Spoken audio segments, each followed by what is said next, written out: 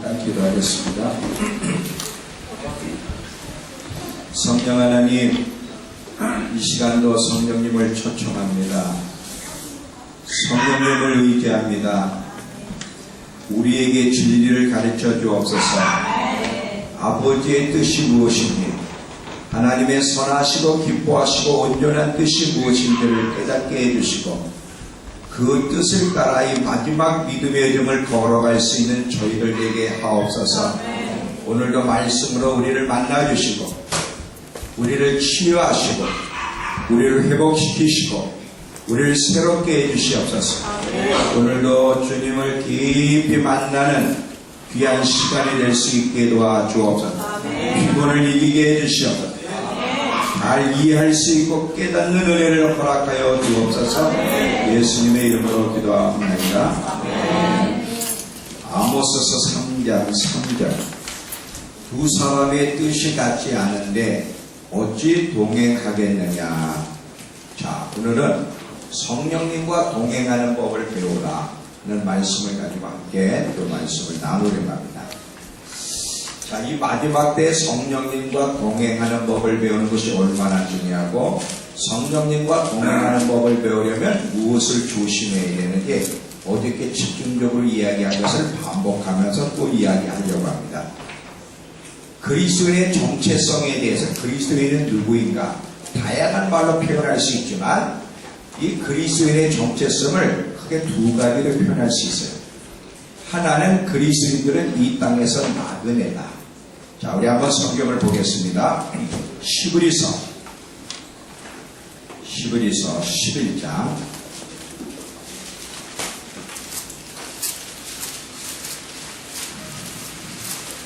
13절을 보면 모든 믿음의 사람들이 자신을 누구라고 이야기했는지를 보겠습니다. 히브리서 11장 13절. 이 사람들은 다 믿음을 따라 죽었으며 약속을 받지 못하였을 때 그것들을 멀리서 보고 환영하며 또 땅에서는 외국인과 나그네임을 자처했다는 것을 증언하였으니 그들이 이같이 말하는 것은 자기들이 본향 찾는 자인 것을 나타냅니다. 그들이 나옴과 본향을 생각하였더라면 돌아갈 기회가 있었으려니와 그들이 이제는 더 나은 본향을 사모하니 곧 하늘에 있는 것이라. 이러므로 하나님이 그들의 하나님이라 일컬음 받으심을 부끄러워하지 아니하시고 그들을 위하여 한 성을 예비하셨느니라. 모든 믿음의 사람들은 뭐라고 자기들을 이야기하냐면 우리 나그네입니다.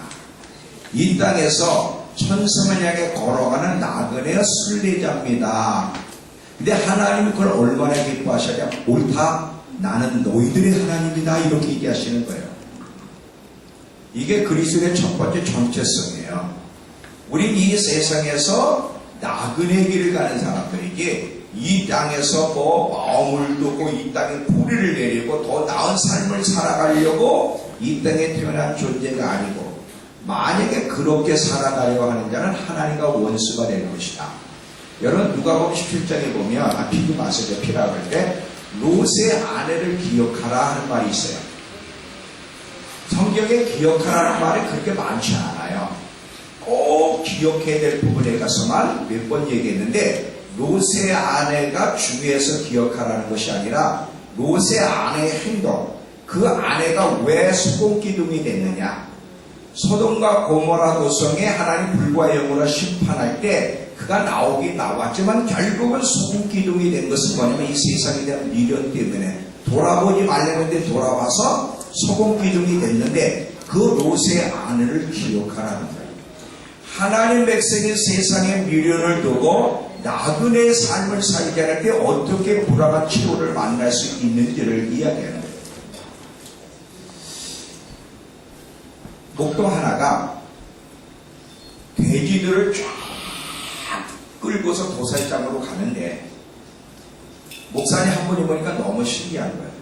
왜냐하면 여러분, 염소라든지 돼지들을 이렇게 키워보셨으면 알지만, 돼지를 잘 이렇게 지도하기가 어려워요. 천방지축이야. 그 돼지는 이렇게 조절하기가 어렵단 말이에요. 염소도 이렇게 잘 안 따라오거든요. 근데 그 돼지들을 여러 마리를 쫙 힘들이지 않고 도살장 거리를 끌고 가는 게 너무 신기한 거예요. 그래서 목사님이 나중에 도살장에서 나오는 목동을 보고 질문했어요. 어떤 기술 때문에 이 돼지들, 관리하기 어려운 돼지들을 이렇게 도살장으로 쉽게 끌고 갈 수 있느냐 그랬더니 어려운 게 아니라 뭐가 어렵지 않느냐? 요 콩만 있으면 된다. 이 돼지들이 그렇게 콩을 좋아한대네. 이 콩을 그냥 뒤에게 떨어뜨리기만 하면 이 돼지들이 콩 주워 먹느라고 자기가 도살장으로 들어가는 걸 모른다는 거지. 여러분 반지의 제왕이라는 거 영화 보셨죠? 저는 가끔 제가 쉴 때 반지의 제왕을 가끔 이렇게 녹음시켜 놔가지고 나니아 연대기하고 반지의 제왕을 이렇게 자주 봐요. 쉴 때 같은 데. 이 반지의 제왕을 보면 반지에 탐낸 사람 치고 살아남은 사람이 없어요. 나중에 그 반지를 이제 포로도라고 하는 주인공이 이제 불이 확 타오르는 거기다 던져야 되는데 마지막 던지는 순간 유혹이 오는 거예요. 유혹이 와서 그거 버리지 않을 때 그것 때문에 골롬이라고 하는 존재 걸 빼앗으려고 손가락을 깨물어 잘리죠. 잘리면서 엄청난 고통당하는 것을 마지막에 보게 돼. 그걸 버렸어야 되는데 안 버리는 거예요. 욕심 때문에, 탐욕 때문에. 그럴 때 손가락이 잘리는 장면을 보게. 반지를 탐낸 사람치고 올바른 사람이 다 죽었어요. 근데 그 반지는 뭐를 상징합니까? 사실 세상을 상징합니다. 하나님의 백성들이 세상을 좋아하고 세상의 방식을 따라가면 반드시 죽는다. 왜냐하면 하나님과 원수가 되기 때문에. 오늘 이제 그 부분도 좀 다르겠지만 우리는 이 땅에서 세상 사람들처럼 세상 방식대로 살라고 부르심 받은 것이 아니라 우리 나그네로 천상을 향해 걸어가는 나그네요. 이 땅에 사는 동안 증인의 삶을 살다가 마지막을 잘 준비하라고 부르심 받은 것이 여기서 우리 자신을 위해서 성공하고 또 나은 삶을 살기 위해서 하나님이 우리를 살려주신 것도 예수 믿게 한 것도 아니다. 베드로전서 1장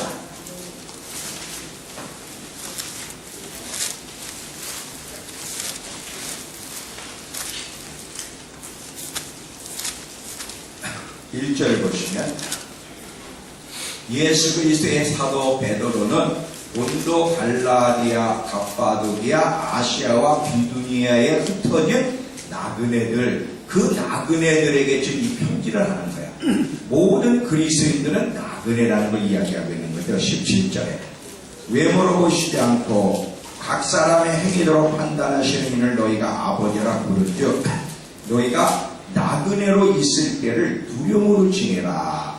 계속 그리스도인들 향해 뭐라고 했냐면 성경은 너희는 나그네다.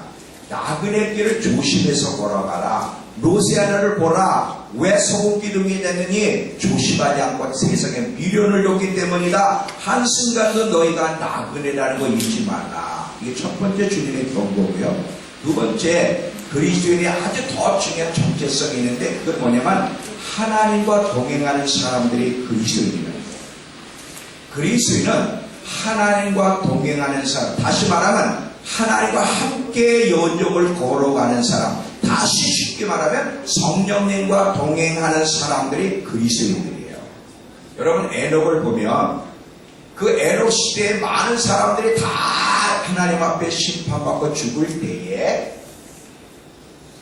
에녹만 죽음을 맛보지 않고 하나님께 들려 올라갔어요. 근데 왜 에녹은 죽음을 맛보지 않고 들려 올라갔냐면 성경에 분명히 하나님을 기쁘시게 하는 자라는 증거를 받았기 때문이라는 거예요. 그럼 어떻게 살았기에 하나님을 기쁘시게 했냐면 하나님과 동행하기로 결정한 그 삶. 에녹도 하나님의 심판에 대해서 들었어요. 유다서를 통해서. 하나님이 곧 인류를 심판하기 위해서 이 땅에 예수 그리스도께서 심판적 오신다는 소리를 듣고 그러면 그 심판을 대비하기 위해서 마지막을 준비하기 위해서 어떻게 하는 것이 마지막을 대비하는 길일까? 에녹은 선택했어요. 하나님과 동행하는 것이 심판을 대비하는 길이라는 걸 깨닫고 동행하기로 결정했고 그것을 예수님이 기뻐하셔서 그를 데려가신 것을 봅니다. 우리도 이제 곧 하나님의 심판주 앞에 서게 될 텐데 어떻게 마지막을 준비해야 될까요? 동행하는 것. 성령님과 동행하는 것보다 마지막을 더 준비하는 길이 없고, 성령님과 동행하는 삶, 성령님을 통해서 하나님과 동행하는 것이 바로 그리스도인의 정체성. 이거보다 더 그리스도인들이 누구인지를 증명해내는 것도 없어요.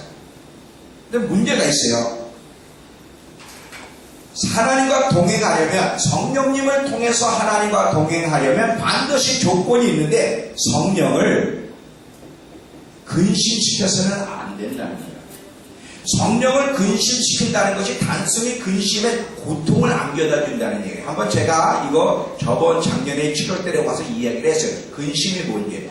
근심, 성령님께 깊은 권에 고통을 안겨준다는 것인데, 성령님께 고통을 안겨주는 이 죄는 성령님이 우리로 하여금 상대하지 않게 하기 때문에 결코 성령님과 동행할 수 없고, 성령님과 동행하는 삶을 살아가지 않으면 마지막을 준비할 수 없어요. 왜냐하면 구원에서부터 믿음의 여정 완성까지, 자, 너희 안에서 착한 일을 시작하신 이가 예수의 날까지 이루실 거라고 얘기를 했고, 그리고 성령을 근심케 하지 마라. 왜냐면 구원의 날까지 인침받았다는 것, 구원의 날까지라는 말이 뭐냐면 단순히 예수 믿고 구원받은 그 얘기가 아니라 완성되는 날까지란 말이에요. 완성되는 날까지 절대적으로, 구원의 시작에서부터 완성되는 날까지 절대적으로 누구의 도움이 필요하면 성령님의 도움이 필요한데, 성령을 근심케 하면 성령님이 함께하지 않고 성령이 함께하지 않으면 완성되어 갈 수가 없다는 거죠. 성령을 근심케 하는 것은 사망을 선택하는 거고 불행을 선택하는 것이라는 거 잊지 마세요. 성경을 한마디로 요약하라면 여러 가지로 표현할 수 있지만 맥이 있어요. 맥이. 성경에 맥이 있는데 어떻게 성경에 맥이 흐르느냐면 생명을 선택한 사람들과 사망을 선택한 사람들의 이야기가 성경의 이야기예요. 잘 들어봐요. 하나님의 말씀이 생명이에요. 아담에서부터 모든 인류가 하나님의 말씀에 순종하여 생명을 선택하느냐, 하나님 말씀에 불순종하여 사망을 선택하여 멸망하느냐가 성경의 이야기예요. 말씀 대신에 예수님이 오셨을 때 사실 예수 믿는 것도 말씀을 선택하는 거. 왜? 말씀 되시는 분이기 때문에. 이게 성경 전체 얘기예요. 여러분들이 의도적으로는 아닐지 몰라도 세상 사람들은 말할 것도 없고, 많은 그리스도인들이 의도적이진 않지만 사망을 선택한다는 거 아세요? 어떻게? 말씀을 듣고도 불순종함으로. 신명기 30장 19절. 내가 오늘 하늘과 땅을 불러 너희에게 증거를 삼노라. 내가 생명과 사망과 복과 저주를 네 앞에 두었은즉 너와 네 자신이 살기 위하여 생명을 택하라. 자, 우리가 예수 믿은 것도 사실 생명을 선택한 건데, 예수를 믿었기 때문에 끝난 것이 아니라 행위로는 구원을 받을 수 없지만 예수 그리스도를 믿고 그 믿는 다음에 계속 하나님의 말씀에 순종함으로 생명을 선택해 가야만 구원의 완성이 이르는 거지. 예수를 믿고도 불순종하며 살아가는 자는 사망을 선택하는 자여 그의 최후는 지옥이 기다리고 있다는 걸 잊지 마십시오. 많은 사람들이 예수를 믿기만 하면 이미 구원이 끝났고 불순종해도 괜찮다고 하지만 이건 복음이 아니에요. 고집된 소리라는 거 잊지 마셔야 됩니다. 계속해서 하나님의 말씀대로 순종해 가야 되고, 그렇지 못할 때는 잘못된 삶에 대해서 말씀을 통해 깨달았을 때는 회개하고 돌이켜가면 되는데, 하나님의 말씀하고 경고해도 회개하지 않고 돌이키지 않고 믿는다는 하나 붙잡고 자기 멋대로 살아가면 절대로 천국 갈 수가 없어요. 우리의 운명, 우리의 선택에 달려있는 거예요.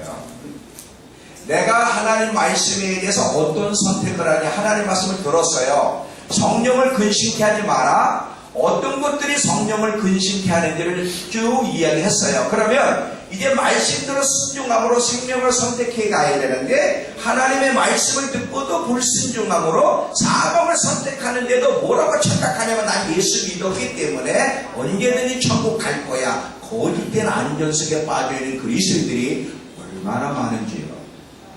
여러분 존 비버라는 사람 아시죠? 참 훌륭하신 이 존 비버라는 분이 은혜란 책, 구원이라는 책을 통해서 은혜가 뭔지 그리고 누가 구원받는지를 정확하게 표현했는데 존 비버라고 하는 분의 인생이 바뀐 것이 뭐냐면 그 환상이에요. 많은 사람들이 하나님의 예수 그리스도의 심판대 앞에 서서 심판을 받게 쭉 서 있는데 보니까 전부 다 그리스도인이야. 근데 그 그리스도인들이 뭘 기대하며 심판대 앞에 서 있었냐면 하나님께로부터 칭찬받을 걸 기대하며 왜 그리스도인이었고 여러 가지 나름대로 봉사를 했기 때문에.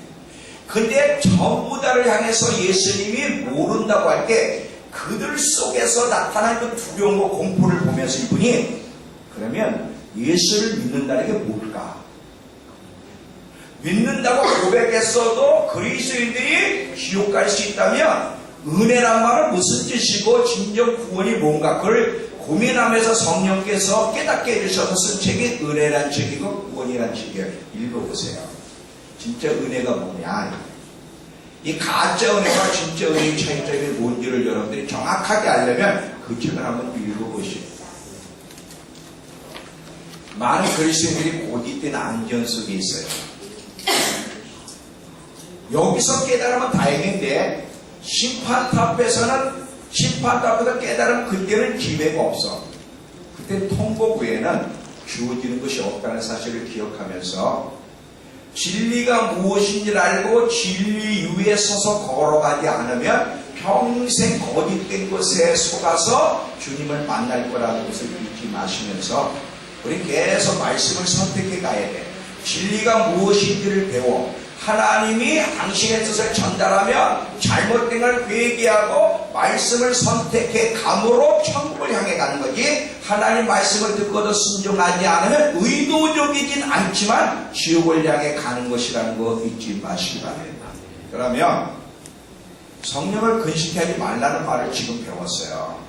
그럼 우리 성령을 근심해서는 안 돼. 무엇이 성령을 근심케 하는지를 어렵게 이야기했지만 조금 더 이야기해야 되겠다는 마음이 오늘 왔기 때문에 몇 가지 좀 더 성령을 근심케 하는 요소에 대해서 두세 가지만 더 하면서 계속 진행해 가도록 하겠습니다. 성령을 근심케 하는 죄 중에 하나가 큰 게 뭐냐면 용서하지 않는 거예요.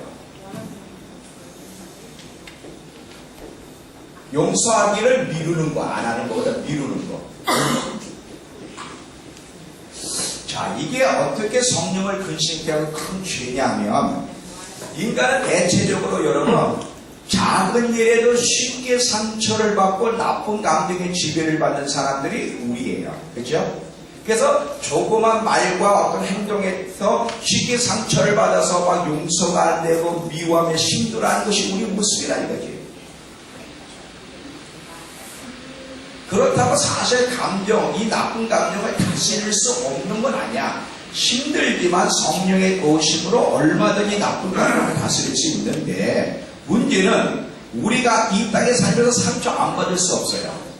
부부 안에서는 사회 속에 절대 부당한 대우 상처 안 받고 살 수 있다고 하는 사람 빨리 독도 혼자가 살아야 돼. 절대 그럴 수가 없어요. 상처를 받게 돼 있어. 그런데 문제는 말이죠. 누군가에게서 불쾌한 소리를 듣거나 상처를 받으면 자기 기억 속에 차곡차곡 쌓여온다는 거야. 말씀을 차곡차곡 쌓아놓으면 생명이 충만할 텐데 내게 안 좋은 소리 하고 내게 그 상처를 준 사람과 그 사건 차곡차곡 쌓아둬. 그리고 그걸 끄집어내놔서 괴로워해. 그리고 자기한테 그렇게 상처 준 사람들에 대해서 딱 입력해. 표세연. 딱 입력을 시켜놓고는 내 안에서 저 인간은 부정적 인간, 상대해서는 안 될 인간이라를 딱 야기쳐버려. 그걸 몰리고. 내 인생에서 배제시. 이게 자기를 자유하게 하고 행복하게 할 거라고 생각하고 그러지만 오히려 그렇게 사람과 관계가 묶이는 것이 어떻게 자기를 고통과 불행으로 이끌어 가는지를 모르는 채 그런 짓을 해요. 시편 107편 10절과 11절. 사람이 흑암과 사망의 그늘에 앉으며 공부와 쇠사슬에 매이는 것은 하나님 말씀을 거역하며 지존자의 뜻을 멸시하기 때문이라는 것. 빨리빨리 용서하라고 했는데 용서를 안 하고 자꾸 머릿속에 쌓고. 여러분 머릿속에 딱 어떤 사람 쌓는 거 있죠? 거기 이렇게 해서 있잖아. 딱 생각하면 그 인간, 그 사건, 머리에 쌓아둔 게 있다고. 그거 빨리 끄집어내, 빨리 끄집어내. 안 끄집어내면 그것 때문에 내가 죽어. 여러분, 사람이 사람과 묶이면 하나님과 묶인다는 사실을 몰라요. 사람하고 묶이면 아무리 기도해도 응답이 없다는 사실을 아십니까? 마가음 11장 24절 25절. 그러므로 내가 너에게 말하노니 무엇이든지 기도하고 구하는 것은 받은 줄로 믿으라. 그리하면 너에게 그대로 되리라 하면서 곧바로 25절에 서서 기도할 때에 아무에게나 혐의가 있거든 용서해라. 그리하여야 하늘에 계신 너희 아버지께서도 너희의 허물을 사하여 주시리라. 너희가 기도하면 다 응답을 받는데 조건이 있어. 근데 기도할 때 점검해봐. 네 머릿속에 누군가가 있는가? 네 머릿속에 입력되어 있는 사람, 네 머릿속에 입력되어 있는 사건, 그것만 생각하면 괴롭고 화가 나는 그거 끄집어내라. 만약에 그거 끄집어내지 않으면 너와 나의 관계는 단절되고 네 기도는 응답될 수 없다. 여러분, 많은 그리스도인들이 의외로 묶여 있어요. 우리 솔직히 그렇죠? 제일 묶여 있는 사람들이 그 인간, 남편과의 관계가 좋은 부인들을 찾아보기가 참 힘듭니다.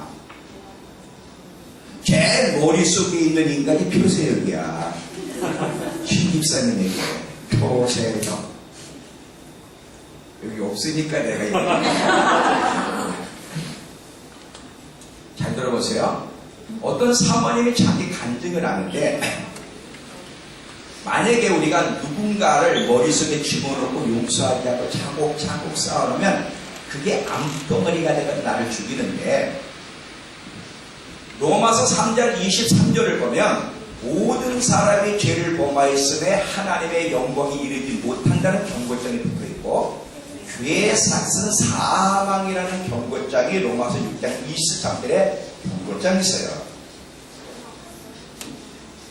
그 경고장은 예나 지금이나 똑같이 지금도 적용되고, 우리에게 만약에 우리가 죄를 범하면, 만약에 우리가 용서할 길을 게을리한다면 하나님의 영광에 이르지 못한다는 경고장이 우리에게 나올 것입니다. 이 사모님 한 분이요, 자기 간증을 하는데 잘 들어보세요. 남편이 너무 많은 상처를 줘가지고 힘들어하신 사모님이 있었어요. 그래서 그냥 그 남편이 그 말한 것보다 상처를 차곡차곡 쌓아두고 살았기 때문에 참다가 순간 폭언으로 막 나오면서 난리치고 싸운대. 그렇잖아. 쌓아둔 것이 참는 것도 그것도 어느 정도지 순간 그게 나오거든. 막 폭언까지 나오면서 싸웠대. 그때 그렇게 싸우면 너무 괴롭잖아요. 그래서 용서하지 않는 마음 때문에 마음이 쓰리고 고통스럽고 기도도 잘 안 돼. 그래서 이 문제를 해결해야 되겠는데 도대체 해결 기미가 없어서 이분이 하나님 앞에 매달리면 뭐라고 기도하냐면, 하나님, 우리 남편 목사님 제발 좀 변화시켜달라고, 똑바르게 예수 믿게 해달라고 간절히 기도하는데, 어느 날 성령님이 말씀하시는 거예요. 내가 용서하지 않으면 내 남편은 변화되지 않을 것이다. 이때 사모님이 물었어. 나는 이제 남편의 사과로 더 이상 믿지 못하겠어요. 매일 사과가 또 그 짓하고 사과가 또, 그래서 더 이상 사과를 믿지 못하겠어요. 왜 저만 용서해야 되고 왜 저만 변하게 해야 돼요? 너무 억울합니다. 그랬더니 성령님이 남편에 대해서 계속 언급하지 않고 사모님만 어떻게 행동해야 될지를 계속 말씀하시더래요. 근데 이 사모님은 뭐를 기대냐면 한번 하나님이 남편 목사님을 꿈이나 환상이든지 아니면 잘못된 사고를 통해서든지 한번 혼내주기를 기대한 거야. 근데 혼내주지가 않네. 너무 잘 되는 거야. 그러면서 또 이렇게 얘기해. 내 남편에게 가서 당신이 변화될 것을 내가 믿는다고 말하고 그동안 잘못을 용서하겠다고 말을 하라. 잘 봐요. 계속 아내를 괴롭히고 힘들게 하는 남편. 사과하고 또 그 짓하고 계속 그러는데 하나님 앞에 이 남편 바꿔달라고 할 때 하나님이 안 바꿔주시고 바뀌어질 수 있는 그 길을 얘기해요. 네가 가서 변화될 기미가 없는 남편에게 가서 여보 나는 당신이 변화될 걸 믿어. 그리고 나는 당신을 용서하겠어요. 이렇게 말하기 전에는 이 남편 안 바뀐다. 잘 보라고. 하나님의 뭐라고 어떻게 우리에게 말씀하죠. 우리 지금 내가 당신이 변화될 걸 믿어. 그러면 킥킥킥 웃어. 웃기네. 저 인간이 바뀌어?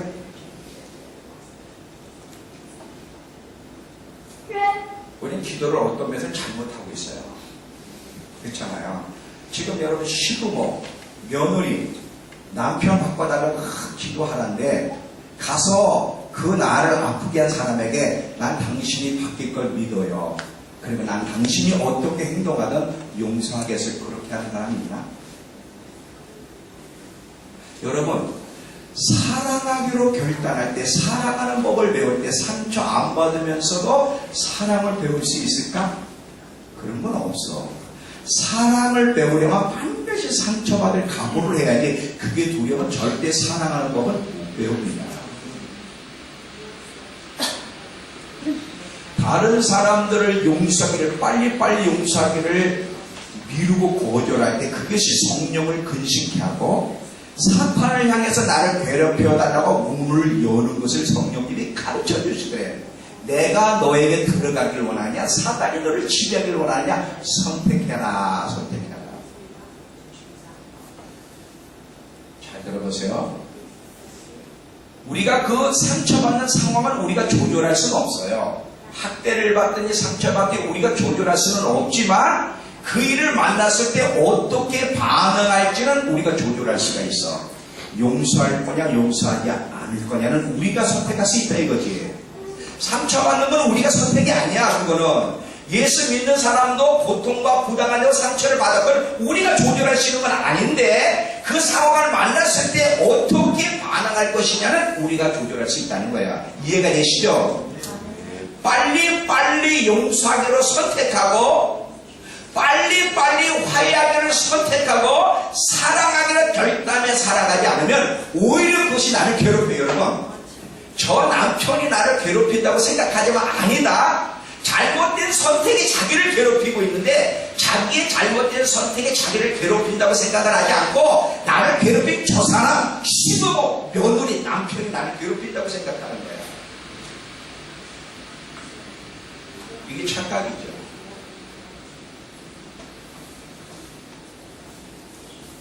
하나님이 저한테요 사랑하는 법, 용서하는 법을 가르쳐주기 위해서 제가 얘기했나요? 20년 이상 제가 훈련시킨 사람들이 반이 반기를 들고 저를 대적해서 나갔잖아요. 그건 여러분 아시죠? 근데 주동자가 아직도 있다.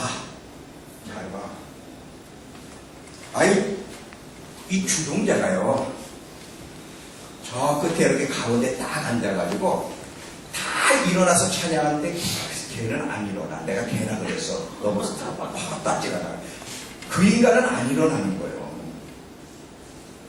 그럼 팔짱을 딱 끼고 설교할 때도 나를 미리 보니까 눈을 보니까 마귀 눈이야. 마귀 눈.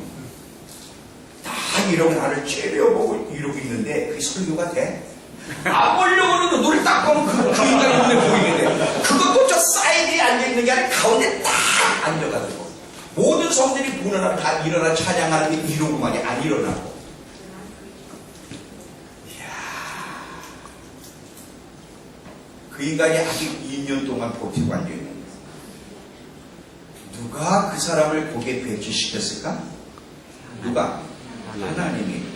누구를 위해서? 저 사람을 만들기 위해서. 우리 성도들 뿐만 아니라. 생각을 해봐요. 20년. 근데 그 인간이 고모 딸 사이, 남편이니까 나하고 어떻게 되지? 우리 친고모 딸, 그러니까 사촌 여동생이죠. 그 남편이나 그 인간이. 그게 주동자가 됐단 말이에요. 그 여동생하고. 그러니까 여러분 상상이 안 되지? 너 다 나갔는데. 근데 그게 어디서부터 내가 시작을 하면 인터넷을 보고 막 신사도 뭐 정령사요 아이요 막 이런 요걸 가지고 얘가 뿌린 거야. 전체 다 보라고. 우리 교회가 어떻게 흘러가는지. 나 아직까지 신사도가 뭔지도 모르는데 이놈이 그래가 주동에 다 뿌려가지고 다 신방 가면서 다 찾아다니면서. 근데 그게 아직도 안 돼 있어. 언제까지 제 마음속에 이 머릿속에 개를 딱 지울 때까지. 여러분, 사랑하는 법, 용서하는 법은 성경을 읽었다고 말씀을 들었다고 되는 게 아니에요. 현장을 만나야 돼. 고통스럽지. 사랑하는 법을 배우는데 고통 없이 사랑하는 법을 배울 수 있을까? 아니에요. 우리 성도들 계속 목사님 좀 내보내달라고. 너무 은혜가 안 된대. 예배도 찬양도 집중 저 인간이 저기 안 돼. 왜 목사님 계속 내버려 두십니까? 네가 바뀔 때까지. 어쩔 수가 없어요. 한 번은 저도 힘들어가지고 하나님 다 나갔는데 어떻게 주동자인 쟤는 안 나갔죠? 그때 뭐래? 참새 한 마리도 하나님의 허락하지 않으면 떨어질 수 없다 그랬는데 우연이라는 게 있겠니? 알았습니다.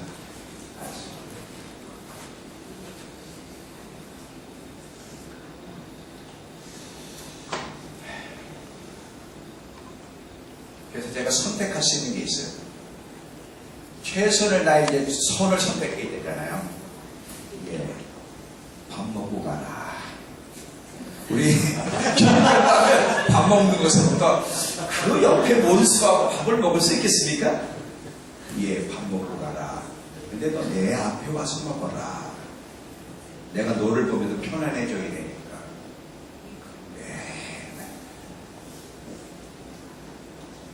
지금도 훈련을 안 떠난 거 보니까 아직 제가 아직 미성숙한 거예요.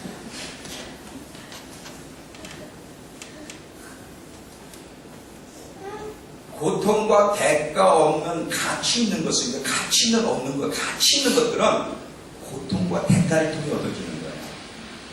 이 땅에서 진주나 이런 걸 볼 때 고통이라는 게 없이 그 값어치 있는 게 나옵니까?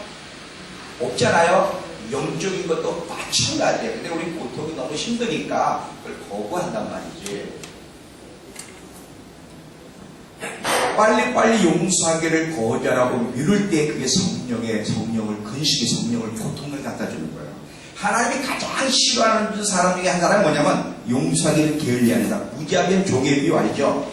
1만 달란트 빚진 자가 갚을 수 없어서 탕감받았는데 그가 100대라는 빚진 자에게 멱살을 잡을 때 그 주인이 뭐 했잖아요. 성경에 주인이 노하여. 누군가가 용서 안 되고 그 누군가가 자꾸 내 머릿속에 나를 괴롭히면 무지하게 종의 비유를 생각하고 예수님이 어떻게 조건 없이 나를 용서하셨는지를 자꾸 묵상해 싸워야 돼. 그렇지 않으면 내가 죽어버려. 성령을 근심케 하는 큰 죄 중에 하나가 용서를 게을리하는 거예요. 이게요, 모든 그리스도인이 다 가지고 있는 거예요. 이것이 성령을 근심케 하기 때문에 성령의 역사를 맛보지 못하는 거거든. 이거 아마 여기는 그런 분이 없을 것 같은데 혹시 있으면 빨리 끄집어내시기를 바랍니다. 끄집어내고 용서해야 돼요. 왜냐하면 사람과 묶이면 하나님과 묶이기 때문에. 근데 오늘 자꾸 이 말을 하나님이 하도록 제 마음속에 계속 불러일으키기 때문에 오늘 이걸 첫 번째로 언급하면서 나갈 거예요. 두 번째, 악독함이에요. 에베소 4장.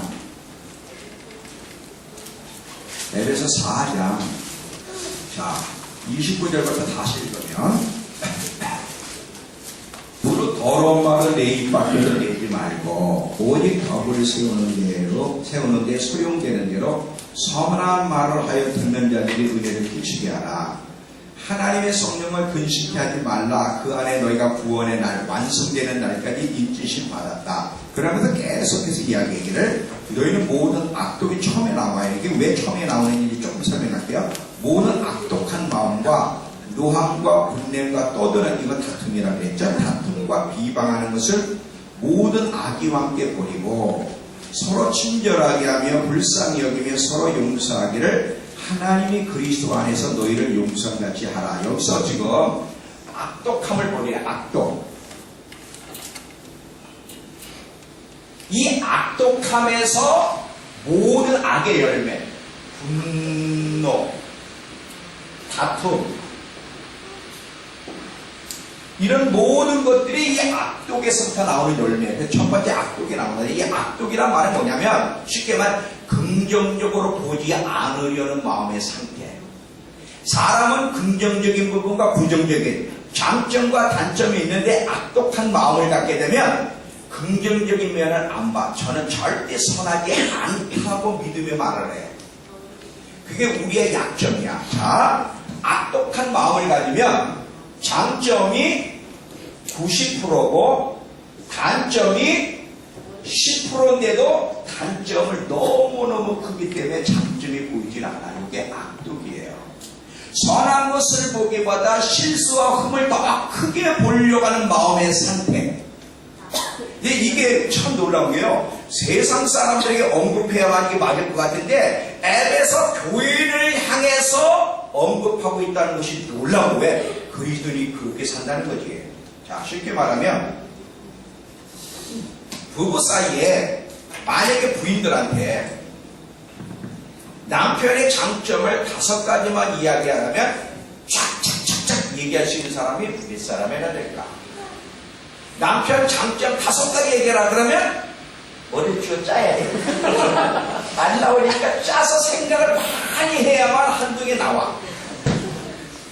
근데 남편의 단점을 이야기하려면 짤 필요도 없고 생각할 필요도 없어. 5개가 아니라 15개, 20개나. 왜 이래? 요게 악독한 마음에서 나오는 거야. 이해가 돼? 내 악독이 세상 사람에게만 악독이 있는 게 아니라 그리스도인들에게도 악독한 마음인데 악독한 마음이 어떻게 표현되냐면 장점을 생각이 아니라 단점이 쫙 나오는 게 그게 악독한 상태라는 거야.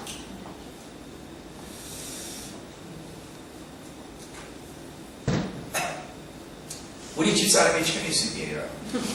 최미숙의 장점을 이야기하라. 첫 번째, 너무 이쁘다. 생각만 해도 이뻐 죽겠다. 두 번째 장점이 뭐냐? 음식은 너무 맛있게 하는데 조미료를 안 써도 기가 막히게 맛을 낸다. 세 번째, 빨리빨리 화를 풀고 하루가 넘기 전에 화를 풀고 먼저 용서를 구한다. 나는 용서를 먼저 안 구하네. 거기가 먼저 사과를 허락해야 네 번째, 너무너무 순종적인데 결혼 30년 동안 우리 아내는 여러 많은 자녀를 보고 싶어 하는데 나는 30년 일편단심 설악산밖에 간 적이 없다. 계속 휴가 때 속초를 가자 그러면 반기를 안 들고 따라와 줬다.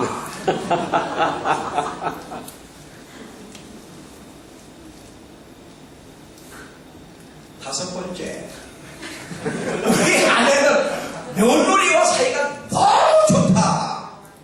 진짜 내가 놀릴 정도예요. 보통 며느리와 시부모 사이가 그렇게 좋지 않잖아요. 우리 집사람은요, 어떻게 저렇게 며느리와 관계가 좋지? 그냥 며느리를 잘해주려고 밖에 생각이 없어.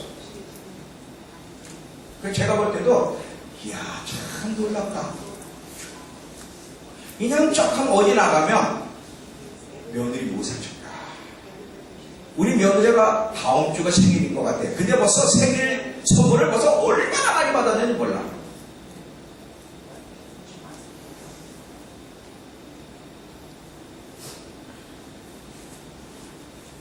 여기까지 나열하면 쫙 나열할 수 있어요.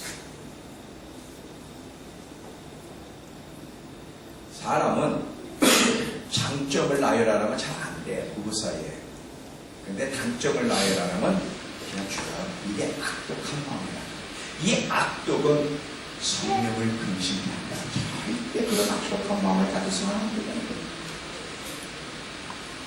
여기서 더러운 말, 싸움, 분냄, 비방 이런 것들이 나온다는 거죠. 그리고 한 걸음 더 나가서 악의, 모든 악의를 버리라고 했는데 이 악의는 뭐냐면 다른 사람들을 해롭게 할 목적으로 고의적으로 중상모략 비난하는 거. 이단도 아닌데 이단이라고 중상모략하는 짓들. 고의로 깎아내리고 아주 죽이기로 작정한 것. 근데 여러분, 이게 세상에서만 나타나야 되는데 교회 안에서, 여러분 우리나라 지금 박근혜 대통령 그거 보면서 그분이 잘못한 것이 드러났지만 얼마나 악독한 마음들, 악의찬 행동들이 막 다 드러나잖아요. 막 없는 것과 이런 거, 빨리 벗은 것, 별 그런 짓들을 다 해요. 교회에서도 그런 짓들을 해요. 요것들은 용서를 못 받아요. 용서를 못 받아요. 세상 사람들은 여러분 성령을 근심케는 안 해요. 대적하지. 근심이라는 단어는 크리스찬에게만 적용되는 거예요. 세상 사람은 근심에는 아싸리 거역하고 대적하지만 그리스도인들이 성령을 근심케 성령에게 고통을 안겨져 주는데 잘 들어보세요.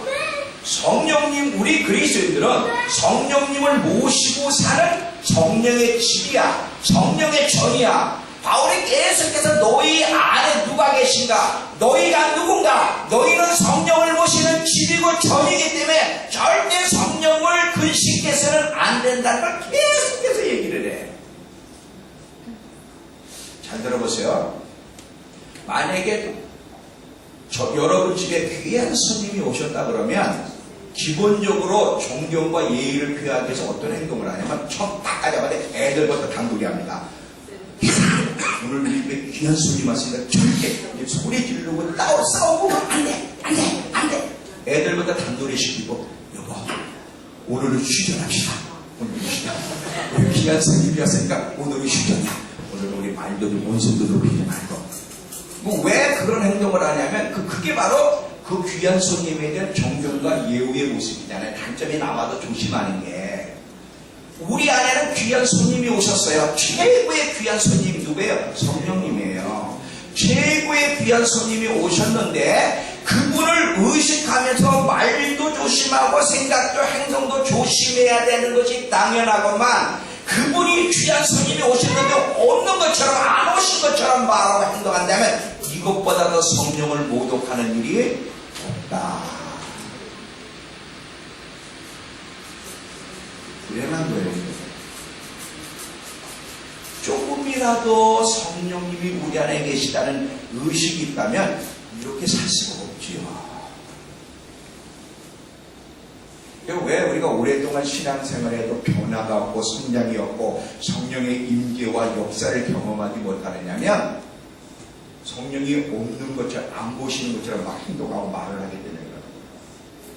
시기하고 질투하고 험담하고 비난하고 손가락질하고 싸우고 용서하지 않고 이러면서도 막연히 뭐예요? 내가 예수 믿었고 예배를 드렸으니까 하나님이 나를 천국에 데려가실 거야.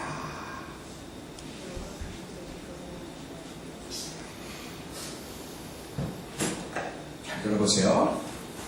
성령을 근심케 하게 되면 어떤 문제들이 일어나냐면 성령님의 임재가 떠나고 머무르지 않는다는 거 어디게 얘기했고요. 그 외에 성령을 근심케 하게 되면 성령의 임재와 여러 가지 임재에 때 나타나는 은혜로운 표징들이 떠나버린다. 잘 들어봐요. 여러분, 한참 은혜를 받을 때는 하나님이 가까이 하시는 느낌, 하나님이 나를 사랑하신다는 느낌, 구원도 확신이 있었고 평안도 있었고 성령이 주신 기쁨 같은 게 있었죠. 그럴 때가 있었어요. 그런데 잘 들어봐요. 죄를 짓고 불순종을 하고 성령을 근심케 하게 되면 이런 표징이 나타난다. 근데 어느 때는 자기가 구원받았나 이런 의심도 생기고요. 옛날에 막 조금만 생각하면 하나님의 사랑이 느껴지더니 점점 하나님의 고리가 멀어진 것처럼 느껴지지도 않고 확신도 없고 평강도 없고 기쁨도 없고. 이게 뭐냐면 그렇다고 그가 완전히 하나님께 버림받은 건 아닌데 성령의 인침이 다 사라져버리는 거야. 그래서 영적인 공고함과 영혼의 슬픔과 고뇌와 고통 가운데 사람들이 살아가는 것이죠. 야, 왜 네가 오늘 주목을 받냐?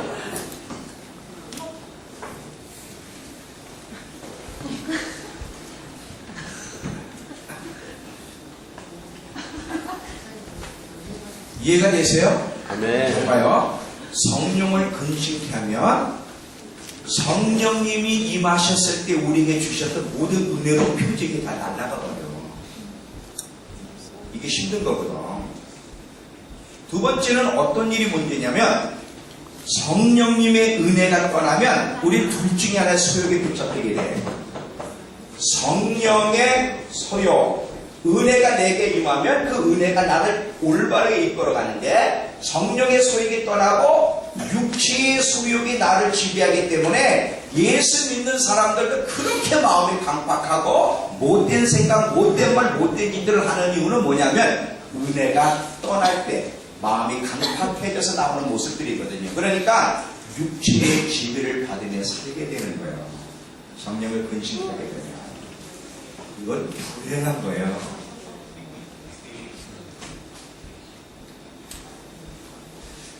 로마서 8장 13절을 보면 육신대로 살면 죽을 것이로되 영으로서 몸의 행실을 죽이면 살 것이다 이래 있어요. 육신대로 살면 죽을 것이로되.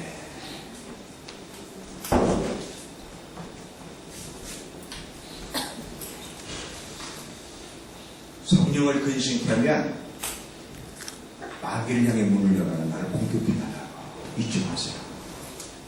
그때부터 하나는 험난한 삶이 시작되는 것이죠. 더더욱 중요한 것은 성령을 근심케 하면 오늘 성령님과 우리는 동행하는 삶을 살아야 되는데 성령님을 근심케 하면 성령과 동행하는 삶은 불가능하게 된다. 지시도 인도도 그분의 권능 안에 살아가는 모든 것도 불가능해지는 거예요.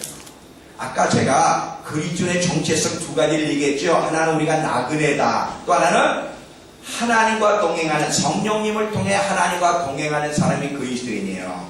동행한다는 건 뭐예요? 그분하고 대화를 나누고 그분이 말씀하실 때 들을 수 있고 그분을 느끼며 그분의 권능 안에 걸어가는 게 동행이란 말이에요. 자, 괜찮아, 일로 와봐. 함께 걸어가는 것이거든요. 기독교가 종교가 아닌, 종교는 함께 걸어가진 않아. 기독교가 규정한 게 살아계신 하나님과 함께 걸어갈 수 있다는 거예요. 함께 걸어가면서 대화를 할 수 있어요. 윤선아, 요즘 어떻게 지내니? 얼굴이 푸석푸석해졌네. 요즘 은혜 생활을 못하나 보지? 대화를 한단 말이지. 그러면 이제 얘가 또 성령님이 나한테 네 성령님 제가 요즘 이렇게 은혜 생활을 못해 푸석푸석해요. 서로 주고받는 거야. 성령이 지시하지. 너 올해 증평 믿음교회 8월 9일부터 12일까지 힐사이 컨퍼런스 2차가 있어. 밥쏘기도 없고 애들 학기도 없고 많이 오는데 너 꼭 참석해라. 9월달에 또 인도네시아 MIT 2기가 시작될 때 9월달에 하면서 한개국 모임이 있으니까 그것도 꼭 올해 2번 참석해서 회복했으면 좋겠구나 하고 성령님이 지시를 해. 그러면 얘는 어떻게 해야 돼? 네. 이러면 안 되겠는 거예요. 동행한다는 게 뭔지 아시겠죠? 이럴 때 여러분, 이럴 때 변화가 일어나고 성장이 일어나고 경험 체험이 있지. 이런 동행의 이 삶이 없으면 변화도 성장도 없는 종교 생활이야. 여러분, 불교 사람들, 이 타종교 사람들 변화와 성장, 이런 임재 체험 이런 거 있어? 없잖아요. 근데 문제는 성령을 근식하면 이런 동행이 사라지게 된다. 없어진다는 거예요. 성령과 동행하지 않으면 사람은요, 변화 없는 늘 강팍 가운데 교회 다닌다는 한 넷띠로 하나 가지고 지옥을 향해 걸어가게 되는 거예요. 이 사람은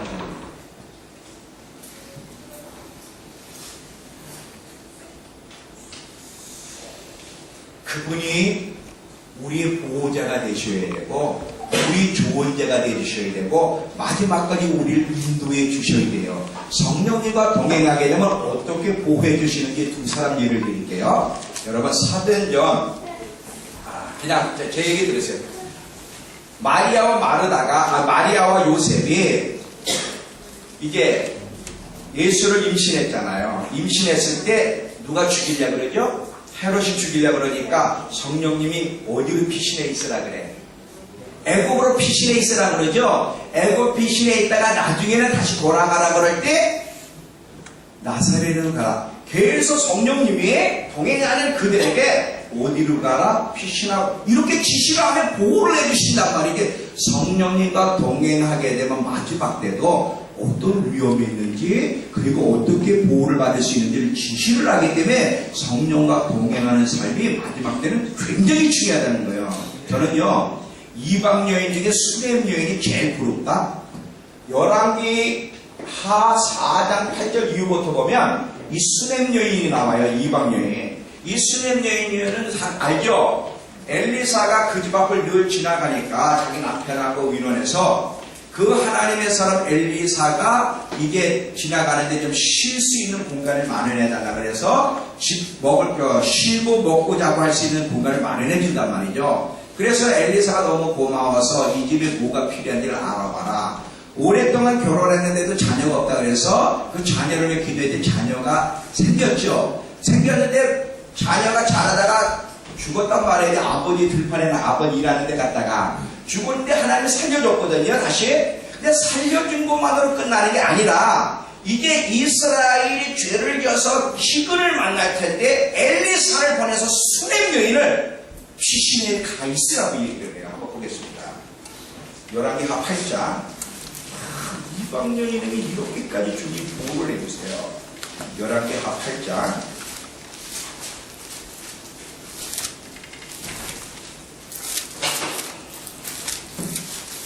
1절에서 6절까지 좀 볼게요. 엘리사가 이전에 아들 다시 살려준 여인에게 이르되 너는 일어나서 네 가족과 함께 거주할 만한 곳으로 가 거주하라. 여호와께서 기근을 부으셨으니 그대로 이 땅에 7년 동안 임하리라 하니 여인이 일어나서 하나님 사람의 말대로 행하여 그 가족과 함께 가서 블레 사람 땅에 7년을 우거하다가 7년이 다함에 여인이 블레 사람 땅에서 돌아와 자기 집과 전투를 해 호소하려 하여 왕에게 나아갔더라. 그때 왕이 하나님의 사람 사환 게하시와 서로 말하며 이르되 너는 엘리사가 행한 모든 큰 일을 내게 설명하라 하니 게하시가 엘리사가 죽은 자를 다시 살리신 일을 왕에게 이야기할 때에 그 다시 살린 아이의 어머니가 자기 집과 전투를 위하여 왕에게 호소하는지라. 게하시가 이르되 내 주 왕이여 이는 그 여인이여 저는 그의 아들이니 그 엘리사가 다시 살린 자니이다 하니라. 왕이 그 여인에게 물음에 여인이 설명한지라. 왕이 그를 위하여 한 관리를 임명하여 이르되 이 여인에게 속한 모든 것과 이 땅에서 떠날 때부터 지금까지 그 밭 소출을 다 돌려주라. 놀라워요. 성령님과 동행하는 법을 배우며 살아가는 자에게는 이런 놀라운 하나님의 마지막 때 하나님의 보호를 받는다는 것보다 더 귀중한 것이 없어요. 잘 봐요. 기존자의 은배라는 것에 거하는 자는 전능자의 그를 보호 아래 있으리로다. 저가 죽기에 대해 말하기를 주는 나의 피난처시여 나의 요새시여 내가 의지할 하나님이라 하리니 저가 너를 새 사냥꾼의 올무에서와 극한 연병 전염병으로부터 너를 지키시리로다. 하나님의 보호를 받는다. 이 땅에 살면서 하나님의 보호를 받는다는 게 놀랍죠. 마지막 때는 더더욱 하나님의 보호를 받는 것이 얼마나 귀중한 것인지를 알게 되는데 누구에게? 성령님과 동행하는 법을 배우는 사람에게. 아멘. 핸드폰이 자꾸 오는 이해가 되시죠? 그러니까 성령님과 동행하는 법을 배우는 마지막 때 생명의 자.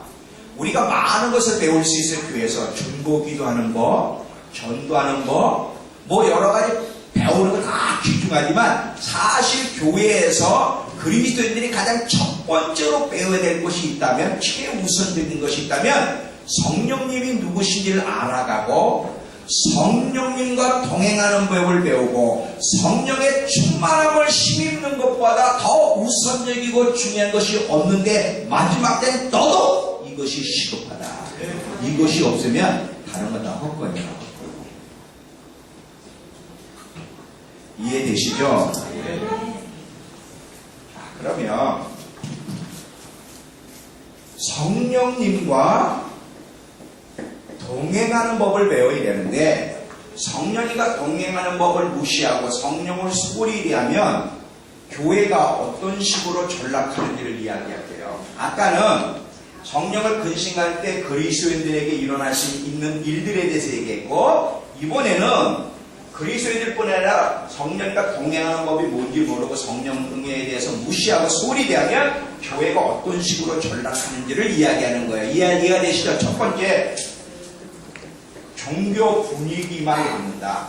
종교 분위기만 남고 생명이 없는 종교로 기독교가 전락해요. 잘 봐요. 교회의 생명은 성령님의 임재야. 교회가 되는 것은 성령이 임재할 때야. 성령님은 생명형이야. 요한복음 6장 63절에 가보세요. 살리는 것은 뭐냐? 자, 살리는 것은 영이니 육은 무익하니라. 내가 너에게 이르는 말은 영이여 생명. 살리는 것은 영이야. 성령님만이 생명을 주고 성령님만이 변화와 성장을 갖다 주는 거야. 기독교가 다른 종교와 친목대와 다른 위대한 것은 살아계신 하나님이 임재하고 계시다는 거야. 그런데 성령과 동행하는 법을 배우지 않고 성령을 무시하고 소홀히 하면 성령의 임재가 떠나면 종교 분위기는 있지만 거긴 죽었다. 잘 들어봐요. 오늘 교회 안에 우리 그 아들 이름이 뭐죠? 집사님? 박시원. 박시원이가 소망이 있더라고요. 왜 소망이 있냐면 제가 오늘 세 번째잖아요. 첫날에 폼하고 셋째 폼이 전혀 다른데 은혜 받는 폼이에요. 보통 애들이요 이런 집회오 같은 데 오면 박수도 안 치고 관심도 없고 그냥 성질나게 있어요. 근데 제가 오늘 박수 치면서 찬양을 한 거 아시죠? 그거는요 내면이 바뀌고 있거든요. 한번 청소년 집회를 해야 돼요. 여기 제가 우리 어른분들한테도 해야 하면 참 좋지만 한번 청소년들을 모아주세요. 3박 4일 동안 승부를 한번 걸게. 왜냐면 저 아이들이 중요하거든. 저 아이들이 조금만 은혜 받으면 용사로 바뀔 수 있어요. 어른들은 잘 안 돼. 이거 붙어가지고. 그러니까 빨리빨리 젊은 아이들한테 승부를 걸어야 되는데 잘 봐요. 사람은 자기 마음에 맞는 사람과 상황을 만나야 신바람이 나는 거야. 마음은 이미 세상 문화로 어두워져 있기 때문에 빛된 이곳에 오는 것이 그렇게 싫고요. 말씀 듣는 거는 더 싫어요. 어둠이 빛 가운데 오니까 너무 괴로운 거야, 싫어. 근데 저런 애들이 소녀시대를 만났다. 저절로 몸이 움직이 저절로. 핸드폰을 줘봐. 막 미소가 저절로 나오지. 근데 반대로 저런 가운데서도 이렇게 자꾸 이렇게 데리고 오잖아요. 엄마가 잘 데리고 오셨어요. 그러면 처음엔 정황이 와도 계속 성령님이 서서히 가랑비처럼 만져주시고 말씀이 들어가잖아요. 그러면 그 은혜가 들어가고 있다는 걸 어떻게 하냐면 표정에서부터 바뀌어. 그리고 박수, 손을 딱 놓고 저까지 관심에서 박수를 안 치던 애가 박수를 치고 움직인다. 이건 자기 안에 변화가 있기 때문에 나타나는 증상인데 제가 오늘 보고요. 너무 놀랐어요. 저 아들 은혜 받겠구나. 무슨 말인지 아시죠? 왜냐면 안에 변화가 일어나니까 행동으로 나오는 거거든. 빛이 들어가니까 빛 가운데서 올바른 행동이 나오는 거예요. 그래서 제가 아까 저주에서 무슨 생각이 들냐면 청소년집 한번 했으면 좋겠다. 청소년 3박스 한번 승부를 걸었으면. 그래서 한번 청소년들을 많이 아니래도 30명에서 50명만 돼도 10대에서부터 20대까지 한번 모아보세요. 저희들한테 승부를 걸어야 돼요. 성령님은 바꿔놓을 수 있어요. 교회 프로그램 가지고는 안 되는데 성령이 역사하면 바뀌고 용서로 준비가 될 수 있습니다. 성령이 아니면 저 아이들 못 바꿔. 안 되는 거예요. 내가 너무 기뻐서 쟤 보고 하나님 곧 은혜 받겠구나. 잘 들어보세요. 교회 안에 많은 교육 과정이 있잖아요. 큰 나름대로 교육 프로그램, 탄탄한 조직, 화려한 예배당과 시설들이 있지만 그럼에도 불구하고 성도들이 변화되고 성장했다는 얘기는 거의 없어요. 진정한 제자다운 사람이 그런 프로그램에다 탄생된 거의 없거든. 그런데 만약에 성령의 임재가 없는 프로그램과 교육 과정은 마치 뭐와 같냐면 죽은 사람에게 인공호흡 시키는 것과 똑같대. 죽은 사람에게 이미 인공호흡을 해도 안 되지, 윤선아. 살아있을 때 인공호흡을 시켜 살려야 되는데 죽은 사람에게 호흡기를 갖다 대는 것과 똑같아. 그런 모든 프로그램은 죽은 자들에게 생명을 못 줘. 생명은 오직 성령님이 주시는 거야. 성령이 임재하는 곳에는 생명이 탄생하고 변화가 있고 역동성이 있고 기적이 일어나지만 성령이 없으면 아무리 시설이 화려하고 교회가 그거 프로그램 막 돌려봐 살아나는 거 절대 못 살아. 이걸 빨리빨리 알아차려야 되는데 죽은 사람을 살려야 되나 그게. 성령님이 임해 주셔야 돼요. 오늘날 교회에 성령이 오셔야 돼요. 성령이.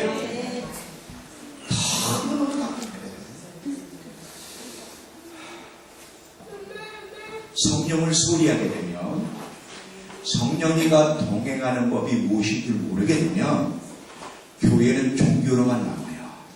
성령님이 사라진 생명의 문종 이게 미쳐난 거야. 거기에는 아무리 애를 써도 변화된다는 건 참 너무너무 힘들어. 100명 중에 하나가 탄생할까? 아마 그것도 퍼센테이지가 안 될지도 몰라요. 두 번째, 성령이가 동행하는 법을 배우지 못하게 되면 교회 안에 육신적 교사, 육신적 선생들이 교회 지도자로 등장하면서 학문과 시성을 가지고 사람들을 가르치려는데 이것보다 비극이 없다. 잘 들어봐요. 지금 교회는 다 그런 건 아니야. 담임 목사서부터 교회 임원들까지의 그 구성을 봐. 초대교회의 지도자들의 구성은 100% 달라요. 초대교회의 그 교회 지도자들은 다 성령이 충만한 자들이었고 집사를 뽑을 때도 자격 조건이 뭐냐면 성령과 믿음이 충만한 사람 7을 뽑았고 집사들이 가서 막 복음을 전하고 기적을 행했단 말이지. 그런 구성원이 근데 지금은 그게 아니야. 지금은 목사를 뽑아도 어떤 것이 기준이냐면 공부를 얼마나 했냐, 박사학위 받았냐 못 받았냐, 아니 설교를 좀 매끄럽게 잘하냐 못하냐, 이런 것들이 기준이 돼서, 그리고 그 안에 이제 재직이라는 뭐 이런 뽑는 것들을 보면 성령과 지혜가 충만한 사람을 뽑는 게 아니라 인간적으로 뭐 오래됐냐 안 됐냐 뭐 이런 것이 자격 조건에서 뽑고 교회를 운영하는데 거기에 성령이 없는데 학문과 지식과 판단으로 가득한 사람들이 모여있으니 어찌 싸우지 않으며 어찌 올바로 그 교회가 가겠습니까? 지금 지성과 학문으로 충만한 사람들이 자기도 하나님을 경험하지 못해서 그것까지 설교를 하는데 누구를 감동시키며 누구에게 하나님을 만나게 자기도 만난 적이 없는데. 우리 성미선 간사님이 참 충격적인 얘기를 저한테 하나 해주셨는데, 맞아요.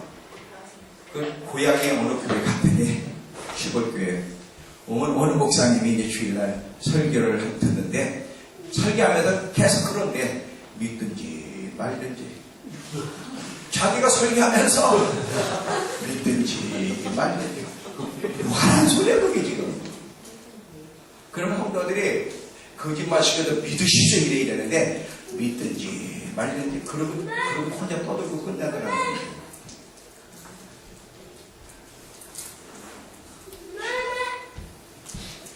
그런 사람들은 빨리 사라져야 돼요.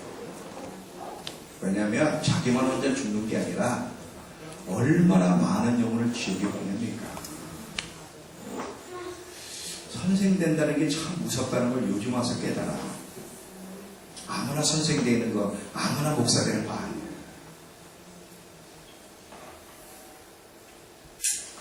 모세가 40살 때 자기가 이스라엘의 구원자로 부름받은 걸 알고 나갔을 때는 세상의 지휘자의 힘으로 이스라엘을 구원하러 나갔어요. 근데 하나님 공부했습니다.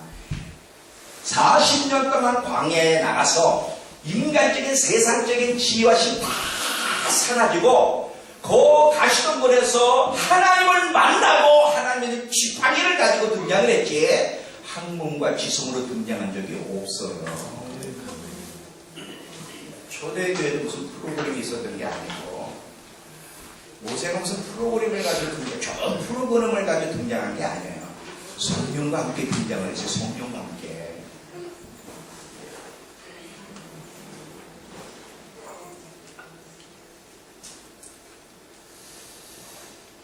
교회 안에 성도들 안에 절대로 성령님만 필요해요.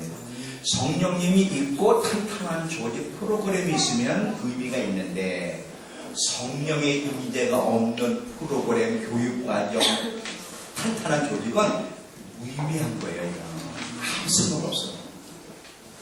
성령님이 얼마나 개인의 삶의 교회 안에 절대적인지 아시겠습니까?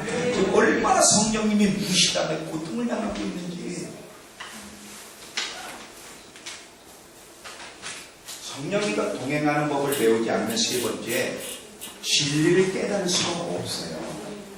오늘 교회 안에 비진리가 진리 행세를 하고 있는데 그 중에 여러 가지는 그게 하나가 다원주의야.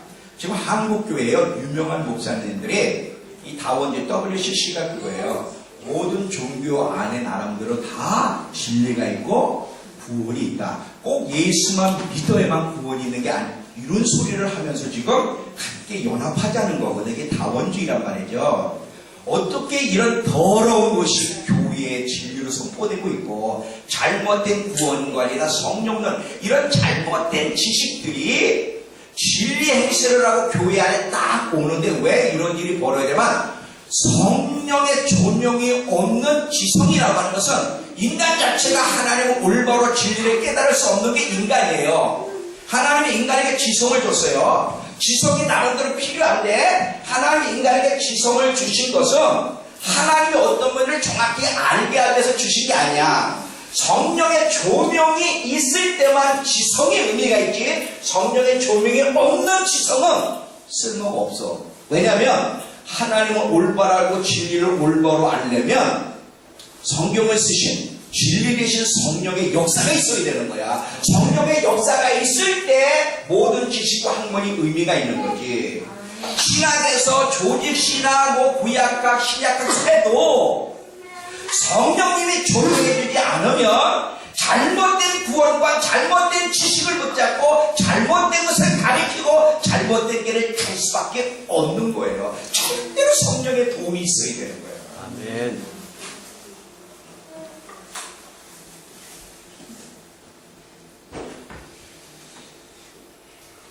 많이 배웠다고 영적 지식이 늘어나는 게 아니라 잘 봐요. 여러분이 신학교를 다녀요.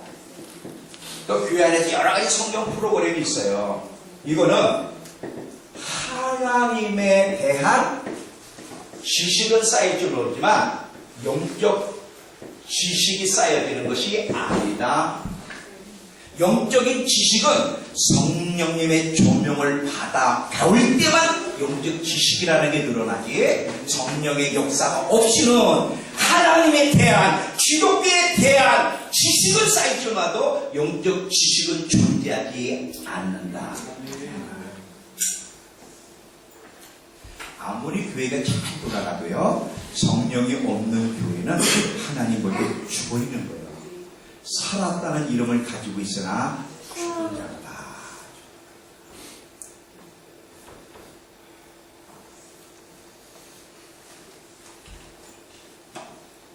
이해가 되시죠? 아멘.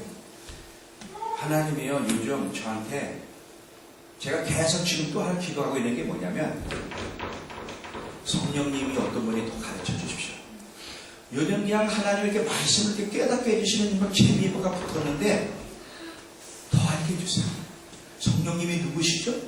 지금 제가 알고 있는 건 한 부분인데 더 깊이, 더 올바르게, 그래서 진짜 진리를 전할 수 있는 사람들에게 달라고 몸부림을 치는 거에 성령의 경륜이 없이는 안 되는 이유가, 요한복음 15장에도 15장 5절에 나를 떠나서 너희가 아무것도 할 수 없다 그랬잖아요. 성령님이 역사하지 않으면 진정한 열매를 맺을 수 없어. 근데 교회가 성령님이 떠나 있는데도 떠나 있다는 걸 모른다? 마치 뭐가 같냐면, 삼손이 여러분 하나님 말씀에 불순종할 머리카락이 잘렸을 때도 자기한테 힘이 있을 거라고 생각했잖아. 그러니까 블레셋이 올 때 삼손이요, 블레셋이 왔습니다. 그때 자기가 떠난 걸 모르고 힘을 썼지만 떠난 것처럼 지금 교회 안에 성령님이 떠났는데도 떠났다는 걸 간파하고 있는 사람이 거의 없다.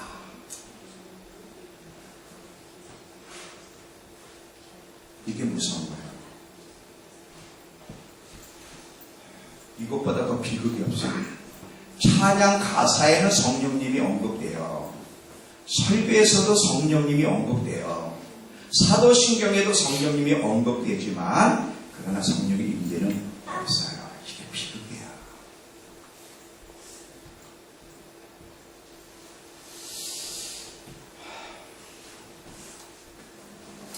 나는 이번에 성령님이 여러분 삶에 얼마나 절대적이고 중요한 분이신지, 성령과 동행하는 삶이 얼마나 중요하며, 그렇기 위해서 성령을 근심해서는 안 된다는 것을 생각과 마음에 완전히 각인시키고 저는 갈 겁니다.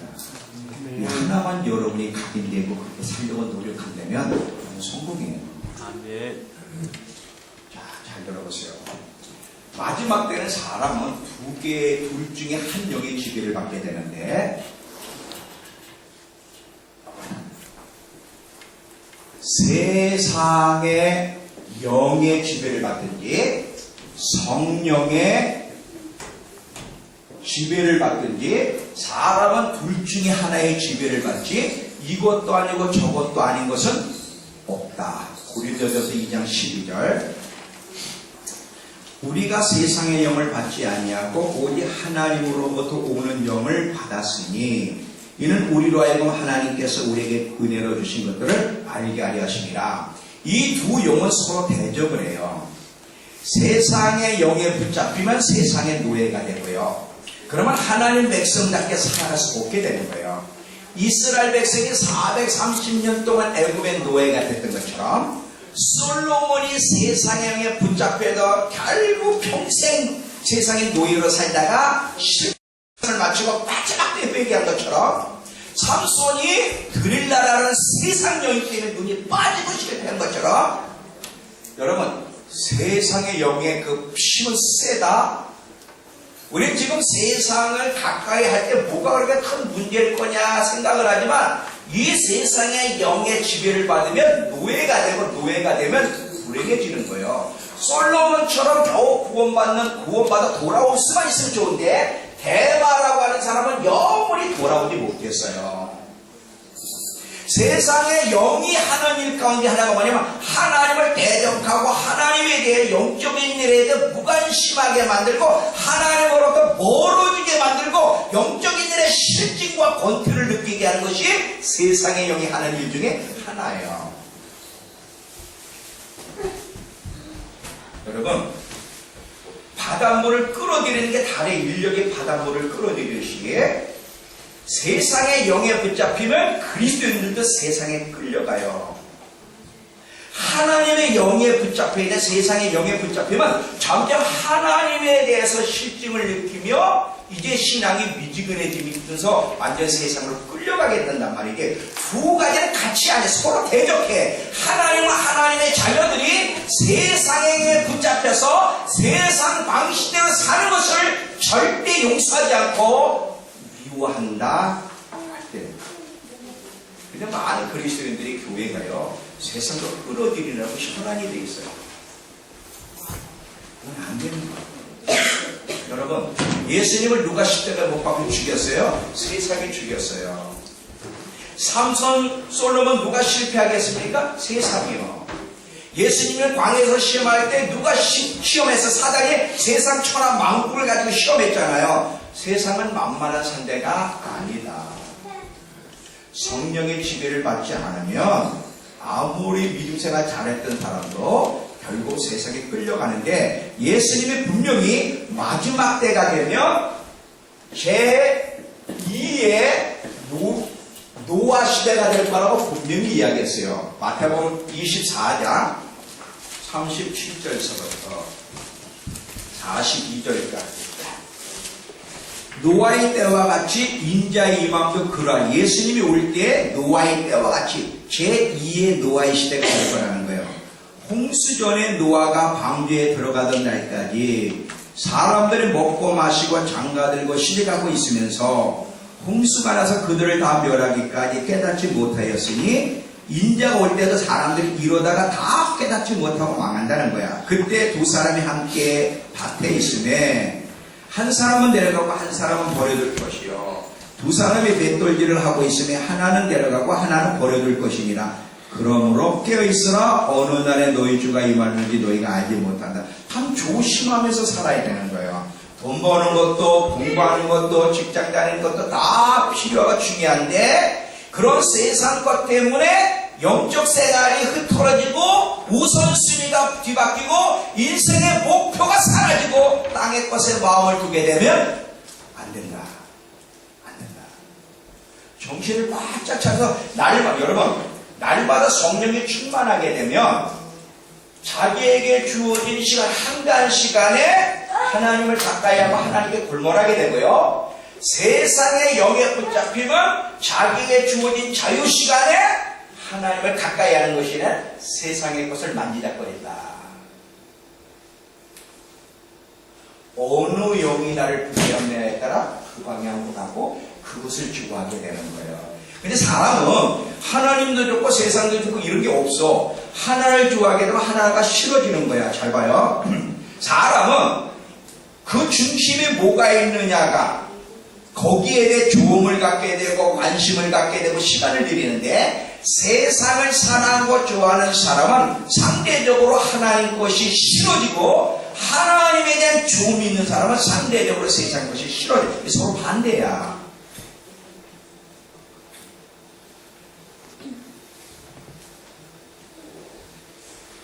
성령님과 동행하는 삶보다 하나님을 더 기쁘시게 할 것이 없어요. 여러분, 우리 죽으면 아무것도 못 가져가는 거 아시죠? 앵경 하나도 못 가져가고요. 아무것도 못 가져가요. 제가 어떤 그 신앙 칼럼에서 일본 청년 하나의 이야기가 있어요. 자살한 이야기. 왜 자살했냐? 그 청년의 꿈이 동경대학을 들어가고 또 여러 가지 하는 거예요. 그 하기 위해서 참 노력을 많이 했어요. 노력을 많이 해서 동경대학도 들어가고 수석으로 졸업하고 자기 성취가 다 됐는데 딱 되고 나니까 그 다음 뭐지? 너무 허무해지게. 그 그 허무함이 너무 깊어서 길을 못 찾고 자살해 죽었다는 칼날입니다. 사람은 하나님으로부터 태어났고 하나님의 천계됐기 때문에 하나님의 첫 단추가 잘못 끼어지면 인생이 다 어긋납니다. 결국은 그거예요. 반드시 허무함이 온다. 빨리 오느냐 늦게 오느냐의 차이지. 근데 이 땅에 가진 것이 없어도 첫 단추 하나님과 관계가 잘 되면 허무함이 아니라 늘 기쁨과 만족과 소망이 있는 거예요. 근데 하나님과의 관계가 안 된 사람은 다 얻었는데도 여러분 오죽하면 현대 그 정경씨 아들이 자살했겠습니까? 뭐가 부족해요? 공부를 못해서 돈이 없어. 이건희 씨 딸은 또 영국에서 또 자살했잖아. 뭐가 부족해서 사람들이 하나님 없는 사람들의 친구가 되는 거예요.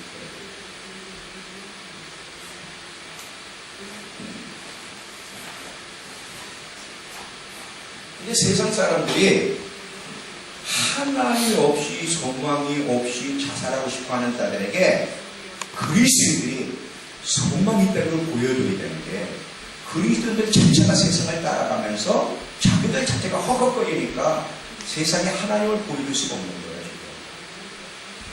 지금. 이게 큰 문제가 지금. 하나님의 임재를 모시고 가는 사람, 하나님의 임재를 운반하고 가는 사람, 세상 사람들을 볼 때 자기가 다 가진 것 같지만 자기가 가장 비참할 때 아무것도 가진 것이 없는 저 사람 안에 생명이 약동하고 역동성 있고 소망이 있는 걸 보고 소망이 생기면 그 사람에게 찾아가서 당신이 뭐 때문에 이렇게 소망이 있고 활력이 있는지를 물으면서 하나님을 만나야 되는데 그리스도인들이 다 구석구석 해가지고 세상 따라다니라고 지쳐서 나가. 그러니까 세상은 하나님을 볼 수가 없는 거예요. 하나님은 없구나. 사람 죽으면 그럼 끝나는구나.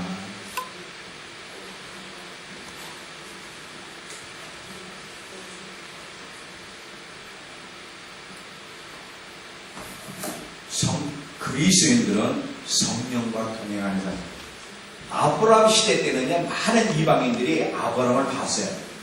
저들은 하나님을 섬기는 사람들, 나들이라는 걸 다 하나님이 함께하는 걸 봤어요.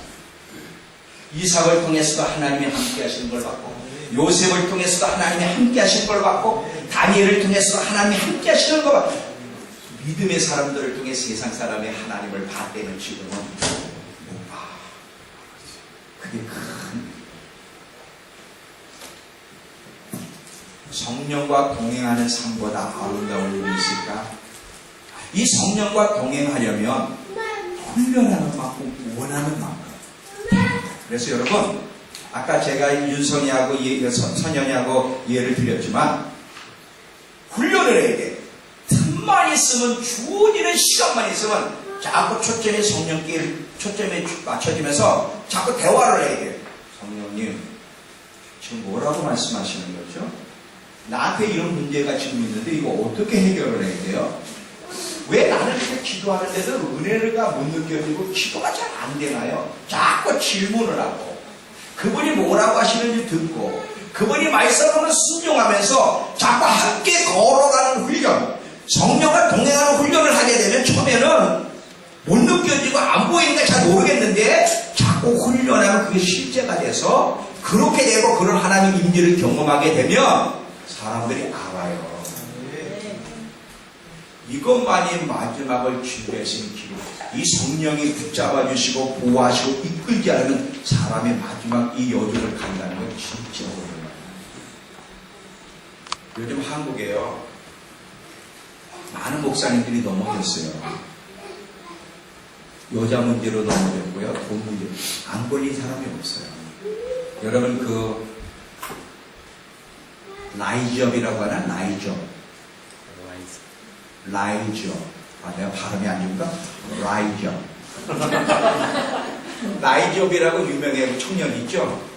그 대표가 넘어졌죠? 아시죠? 그 청년애들 데리고 드러났어요. 제가 그 사람 얘기하려는 게 잘 들어봐요. 라이즈업이 전 세계 젊은이들에게 큰 바람을 일으켰어요.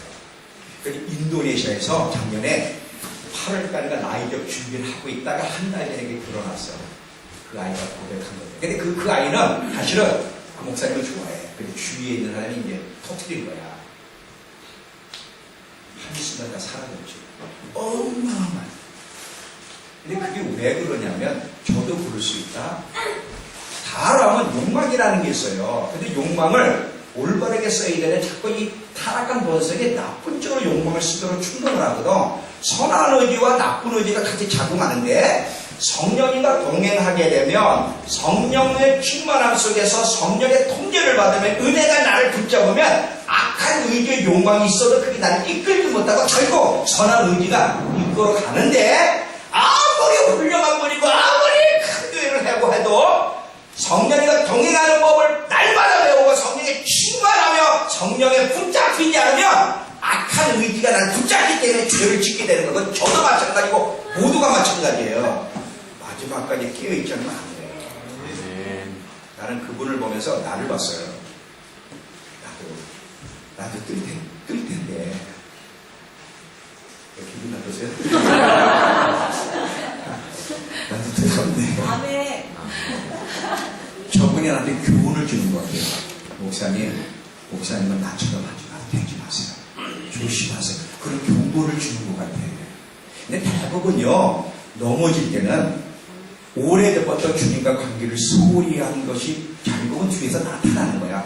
제가 보니까 항상 충만하면 유혹이 와도 그걸 이길 수 있다? 잘 봐요. 목사님들은 누구도 타치 안 받잖아.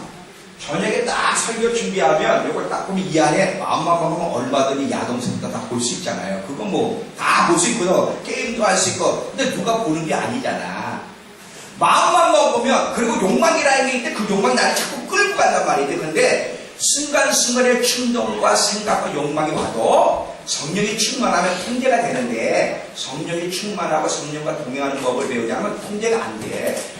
은혜가 돼야 되는 은혜는 안 돼. 성도를 안 모이고 괴롭히는 사람은 많아. 근데 너무 힘들면 갑자기 에이, 오늘 한번 야동이나 볼까? 이렇게 되는 거예요. 근데 한 번 보고 나면 괴롭지. 괴로울 때 끊어야 되는데 그걸 못 끊으면 안 돼 하면서 또 두 번을 보게 되는 거야. 그럼 또 괴로워. 그럼 또 갈등을 느끼다가 세 번, 네 번을 보면 이제 양심이 찔르는 것도 약해지고 갈등도 사라지고 담배 하나가 나온 거야. 사람이 그래서 많은 목회자들이요 게임에 빠졌고 야구에 빠져있다는 거 아세요? 아무도 장담 못해. 우리 누구한테도 손가락질 할 수 없는데 우리 모두에게 그런 욕망이 있어. 그 주신 욕망을 주님께 발산하지 않으면 성령에 붙잡히지 않으면 그 다른 쪽으로 발산하게 돼 있어. 그래서 넘어지는 거야. 마지막까지 깨어있지 않으면 안 돼. 죄만 되는 거야. 성령님과 동행하는 법을 배우게 된 게 얼마나 감사하고 하나님 나 목회 큰 거 원하지 않아요. 최복령이라는 이름이 드러나는 것도 원치 않아요. 성령님과 동행하며 주님이 내 이름을 부를 때 신실한 내 아들 나 그거 하나로 만족해요. 이미 30년 동안 100명을 못 넘어서 이제 100명 돌파해야 될 부모님이 사라져서 난 돌파하고 싶은 마음도 없어.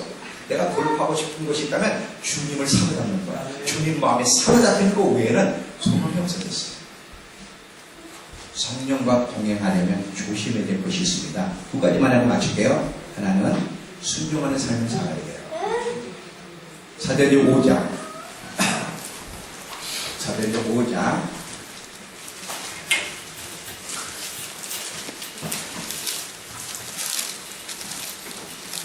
32절에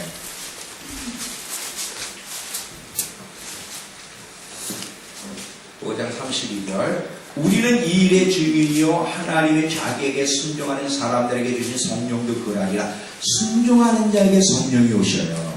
우리가 성령에 충만하고 성령과 동행하는 법을 배우려면 말씀을 듣는 듯 순종하려고 노력해야 되고요. 두 번째는 생각을 지켜라.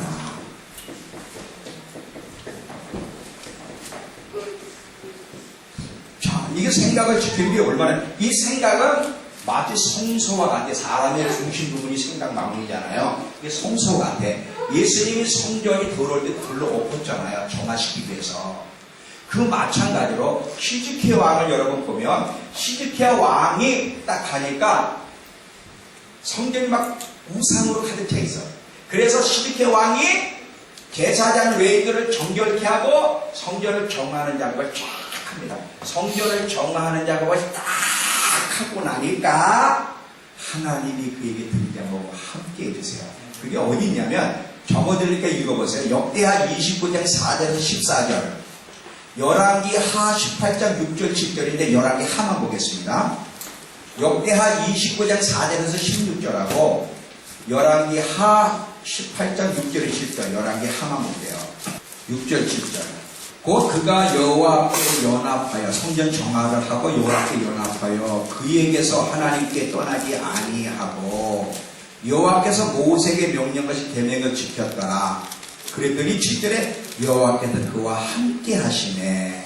그가 어디로 가든지 형통하였더라. 저가 아수람을 배반하고 섬기지 아니하고 성전을 정하며 하나님을 선택하고 가까이 가기로 순종하기로 결단했더니 하나님이 가까이 오셔서 함께 하시고 이렇게